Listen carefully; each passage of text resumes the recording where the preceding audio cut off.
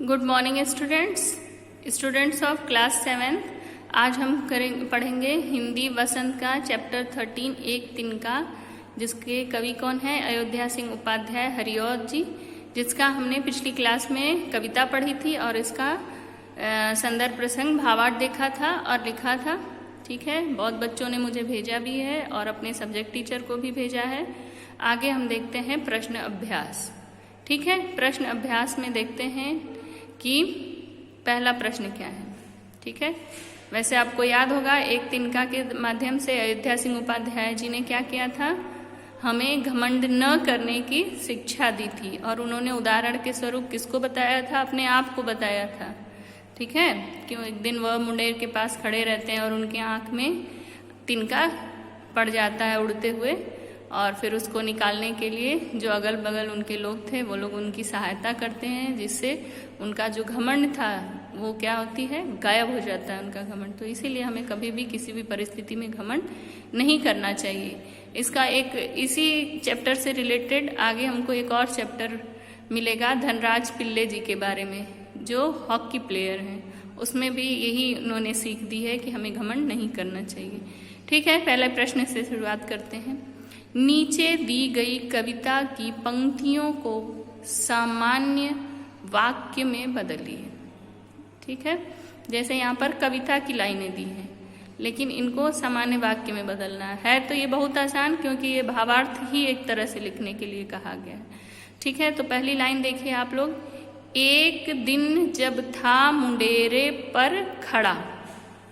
ठीक है, आपको याद होगा कि इसमें कवि क्या करते हैं? एक दिन घमंड में एकदम ऐंठ कर मुंडेर के पास खड़े थे। ठीक है, तो उसी को यहाँ पर चर्चा किया गया है कि एक सामान्य लाइन में लिखिए।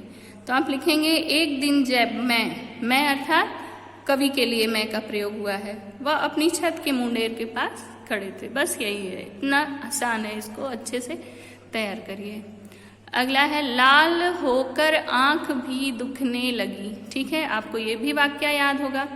जब मुंडेर के पास कवि खड़े थे एकदम घमंड में चूर, उनको अपनी उपलब्धि पर बहुत गुमान हो रहा था, तभी उड़ता हुआ एक छोटा सा तिनका कवि की आंख में पड़ गया, और जैसे ही आंख में पड़ा आंख लाल होकर क्या हो गई?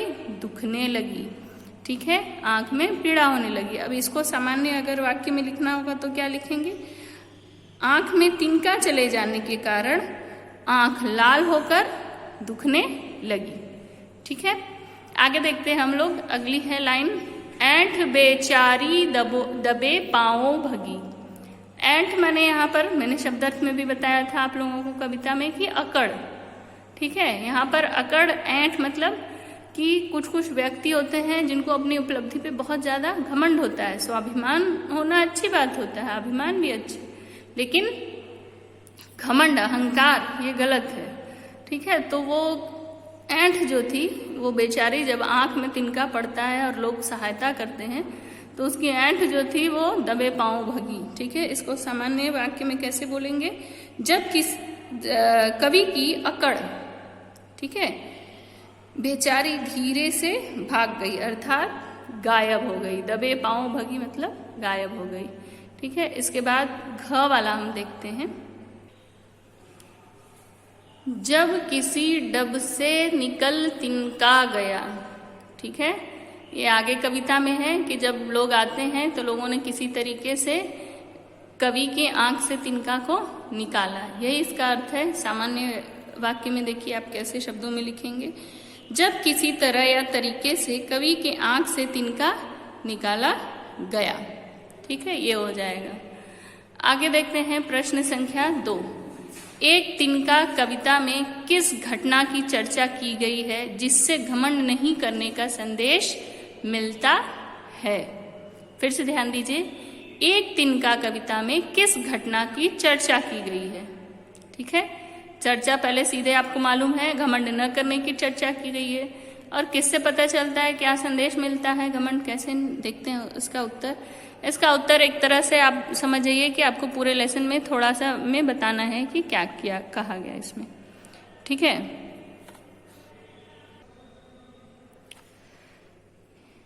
एक तिनका कविता में कवि ने उस समय की घटना का वर्णन किया है जब कवि अपने आप को सबसे सर्वश्रेष्ठ समझने लगते हैं। तब एक तिनका उनकी आंख में उड़ता हुआ आकर पड़ता है और तिनका पड़ते ही उनका घमंड चूर चूर हो जाता है। क्यों चूर चूर हो जाता है? क्योंकि उनकी आंख जो थी वो पीड़ा के कारण, दर्द के कारण लाल होकर दुखने लगी। वह प्रयत्न करते हैं लेकिन वह तिनका निकल नहीं रहा था। उस तिनके को निकालने के लिए कई प्रयास किए। जब किसी तरह अगल बगल के लोगों ने किसी तरीके से वह तिनका निकाला, वह तिनका निकल गया, तब कवि की समझ में आया। क्या समझ में आया? कि उसका अहंकार तोड़ने के लिए एक छोटा सा तिनका भी बहुत है। अतः कवि ने तिनके को उदाहरण के रूप में दिया है, हमें यह सीख दी है तिनके के रूप में कि कभी भी घमंड नहीं करना चाहिए। ठीक है, अगला देखते हैं। आंख में तिनका पड़ने के बाद घमंडी की क्या दशा हुई? ठीक है, आंख में तिनका पड़ने के बाद घमंडी परेशान हो गया। उसकी आंख लाल होकर दुखने लगी, वह दर्द से बेहाल हो गया। जब सभी लोग मिलकर उसकी आंख से तिनका निकालने में उसकी सहायता करने लगे, उसकी मदद करने लगे, तब उस घमंडी का सारा घमंड गायब हो गया। ठीक है, इसीलिए कभी भी अहंकारी नहीं बनना चाहिए। रावण के पास बहुत ज़्यादा ज्ञान था, वो महादेव का सबसे बड़ा भक्त था, उसके पास सब कुछ था, वह विद्वान था, लेकिन उसके अंदर एक कमी थी। वह क्या थी? कि वह अहंकारी था। ठीक है, इसी प्रकार से आपने महाभारत में पढ़ा होगा।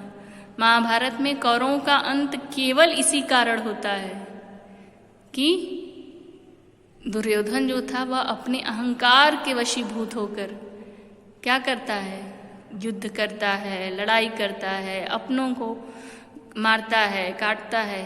इसका फल तो उसको मिलना ही था, जिसकी वजह से कौरव वंश का सर्वनाश हो जाता है। ठीक है, इसीलिए कभी भी घमंड नहीं करना चाहिए। अंतिम प्रश्न देखते हैं, प्रश्न संख्या 4। घमंडी की आंख से तिनका निकालने के लिए उसके आसपास के लोगों ने क्या किया? घमंडी की आंख से तिनका निकालने के लिए उसके आसपास के लोगों ने कपड़े को लपेटकर मूठ बनाया। ठीक है, और उसकी सहायता से आंख में पड़ा तिनका धीरे धीरे निकालने का प्रयास करने लगे। ठीक है, इस प्रकार से हमें यहाँ पर यह भी सीख दी गई है कि हम जिनके साथ रहते हैं, अपने आसपास के लोगों के साथ हमारे संबंध कैसे होने चाहिए? मधुर होने चाहिए। क्यों? क्योंकि जब भी हम किसी विपदा में होंगे, कठिनाई में होंगे, तो हमारी सहायता के लिए वही सबसे पहले आएंगे। ठीक है, सब मिला जुला के इस पाठ में यही कहा गया है कि हमें अहंकार नहीं करना चाहिए। और इतना मुझे भी मालूम है और आपको भी मालूम है कि अहंकार जो है वह केवल सर्वनाश का प्रतीक होता है। ठीक है, तो आगे देखते हैं। यहाँ पर यह पाठ समाप्त होता है। इसका आपने सबसे पहले कविता लिखी, उसके बाद शब्दार्थ लिखे, फिर संदर्भ प्रसंग भावार्थ लिखा। अब प्रश्न संख्या 1, 2, 3 और 4 को अपनी कॉपी में सुंदर राइटिंग में लिखकर, ठीक है, मुझे ये आप भेजेंगे। ठीक है, कब भेजेंगे? अपने सब्जेक्ट टीचर को 19, 20, 21 तक, 22 तक आप इसको भेज दीजिएगा। ठीक है, अच्छी सुंदर राइटिंग में सही लिखिए, लिखते समय ध्यान दीजिए कि आप क्या लिख रहे हैं।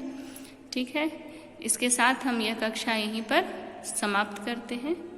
धन्यवाद।